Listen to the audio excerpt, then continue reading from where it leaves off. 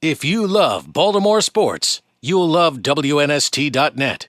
He's Arizona Cardinals head coach Ken Whisenhunt. Coach, Jim Schwartz was telling us yesterday that whenever he goes anywhere in the country now, it feels like there's someone who knows him. That there's a nature of this because of all that growth that it makes you a celebrity. That you're not. We both remember you and Schwartz when you weren't celebrities. You're not just a rock star when you wander around Scottsdale. You're a rock star when you're visiting in Miami or something like that. Have you had some sort of weird scenario where you're like, how does this guy know who I am? Then he comes up to see you. Well, I mean, yeah, I think we all have to some degree, but I think it's more speaks to the popularity of the game and the national popularity of it. I think it's so much easier now if you're across the country to follow a team. If you're an East Coast person, you can follow a West Coast team because you can click on their website and follow along, or you can pull up media on your computer and find out about players, about coaches. So, and I think that's a great thing. It makes us more of a national game than a regional game. One of my favorite things about being around that team of yours in Arizona was getting to know Kurt Warner and just the human being that he was and he is. Do you have a favorite Kurt Warner story that sort of sticks out with you that, you know, when he goes into the Hall of Fame, that'll be the one that you end up telling everybody? You know, I think that it's, I have a lot of stories about Kurt that I don't want to narrow it down to one, but I think I was very fortunate to be able to spend time about Kurt. But the one thing that I remember more than anything is his burning desire to prove that he could still play the game when we came into Arizona, because a lot of people had written him off at that time. And that competitive desire is what made Kurt such a great player. And he's very fortunate to be around him. Is he the type of guy, when you look at a guy like Kurt Warner, is those the type of intangibles? Can you see that in the player when you're here at the Combine this weekend?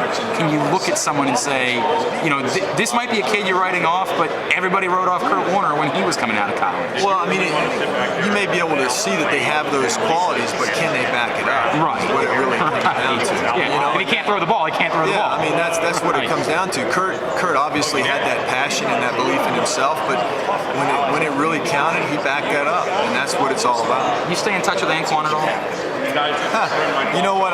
No. I mean, we don't. Obviously, he's with another team, and that's always difficult. Sure. But I certainly have watched his career and have been excited that he's been with a team that's had success, and he's had personal success. He's a very good football player and a good man. He's faced a little scrutiny in Baltimore because I think he put up such crazy statistic numbers in Arizona that everybody just assumed, well, that's the type of player he is. From being around him, I sort of said, this is exactly what I expected Anquan Boldin to be, the guy that you can trust to make a tough catch, that he's going to be reliable, things like that. Are you surprised, maybe, and this is part of the game being so popular, everyone thinks they know something. Are you surprised that a guy like that would face the level of scrutiny that he's faced in Baltimore? I can't speak to that because I don't know. I don't have a baseline of what you're talking about. I know in the game we played against him, he lit us up. Right. So I think he might have been looking forward to that.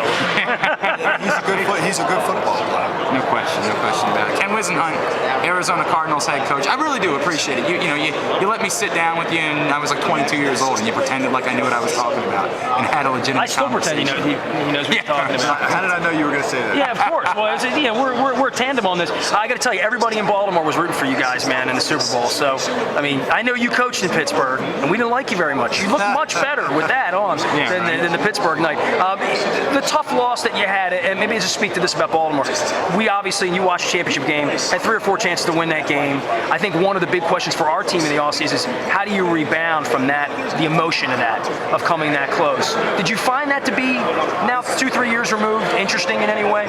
Well, I mean, it's hard. We did that in Pittsburgh one year when we lost the championship game, and I think, it's when you work so hard to get there and you're so close and it doesn't come out the way you want it, it's always difficult. But the thing is, they have so many veteran football players that are great leaders. That's how you get past that. They push each other, and they've been very successful over the last few years. I don't have any doubts that they're going to be a very good football team. I mean, look at our game. We felt like we jumped out in front, made it tough for them, fought their way back and won the game. That speaks a lot about their character, their coaches, and just the makeup of their team. Last thing for you, and we'll let you go on this one. You were there the first day Ray Lewis walked in the door. You're also there the first day John Ogden walked in the door, but Ray Lewis specifically, he's still playing. is there any way you could have known that kid coming out of Miami that was undersized but overhearted could still be playing in this league 17 years later? Well, I think 17 years is something you don't ever really think about, but I knew he was a good football player. It didn't take very long to figure that out. I think J.O. could still be playing if he wanted to as well. So, there was two very special players. Ozzie and their staff did a great job in drafting those guys. And a big part of the reason that the Ravens has had such success. And he takes all the credit for it, too. It's always, when you bring that up in conversation. By the way, I don't know if you know, I helped Ray Lewis get into this league. I'm one of those guys. Coach Wiz, we appreciate it. It's good to see you. I know you got nothing to do. So going back to Arizona, how bad? They got baseball going on there. All sorts it's of fun snowing outside right now. We still got some time here. Yeah. Well, good luck, man. It's always great to visit with you. Thanks, guys. We'll see you soon. We'll take a quick break. Come right back. If you love Baltimore sports, you'll love WNST.net.